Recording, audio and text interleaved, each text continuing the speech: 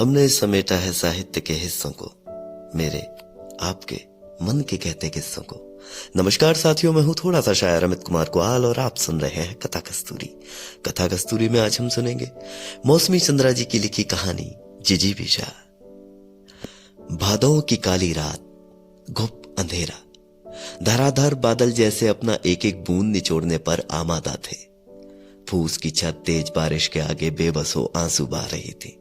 मगरू फटी धोती नंगे बदन कभी झोपड़ी से निकलकर रियाती आंखों से आसमान देखता, कभी कोसी नदी का तेज कोलाहल सुनता।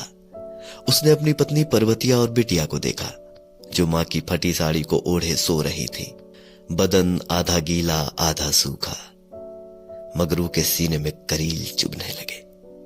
वो सोचने लगा, कभी यही बारिश तपती जमीन पर गिरकर मिट्टी की सौंधी महक बिखेरती तो वो बौरा जाता, जम कर भीगता। पर आज काले बादल देखकर हाड़ गोड़ कांप जाते हैं।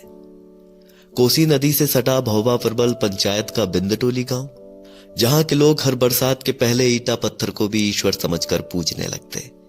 हे प्रभु, रक्षा करना कोसी माई के कहर से। हर साल कितनों को लील जाती ये नदी, गांव के गांव बलि चढ़ जाते। इस साल फेन कोसी नदी खतरे के निशान से ऊपर है। सुबह कही बुद्धन चचा की यह बात सोचकर ही मगरू सहम गया। अभागा गरीब करे भी तो क्या करे। फटी धोती, दबी कुचली आत्मा, धसा पेट और टपकती मड़ैया। इतनी ही संपत्ति तो थी, ऊपर से एक हाथ फालिज, मानो घाव पर किसी ने एक मुट्ठी नमक बुरक दिया। पहले 2 जून खिलाने की ताकत थी, पर इस फालिज ने कहीं का न छोड़ा। यहां पानी से मरेगा, बाहर भूख से। एक तरफ बरसात और दूसरी तरफ कोसी नदी का उफान, दोनों जोरों पर था। मगरू जानता था कि पर्वतिया उसके खातिर सब मां बाप घर द्वार छोड़कर ही गांव में बस गई है।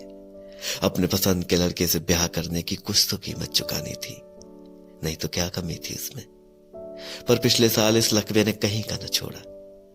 साल भर से जैसे तैसे दोनों मिलकर घर चला रहे थे, पर यह बाढ़, इससे कैसे लड़े।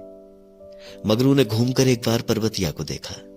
नहीं, अब नहीं, ये कोसी मैया मेरे परिवार की बलि ले, इससे पहले ही कुछ करना होगा। वो झोपड़ी से निकला और बेतहाशा नदी की तरफ दौड़ा। फिसलन भरे मग पर पैर जमाकर चलता रहा। नदी किनारे पहुंच एक बार फिर पीछे पलटकर उसने गांव की तरफ देखा। नीचे कोसी का चौड़ा पाट शोर मचाता हुआ। उसने आंखें बंद की। 2 बूंद टपके और एक क्षण को जोर का उबाल हुआ मन में कि छलांग लगाऊं और हो जाऊं मुक्त इन सब झंझटों से। पर यकायक पैर जम गए। आंखों के सामने पर्वतिया और बिटिया का चेहरा घूम गया। उसने अपने दोनों हाथों को देखा।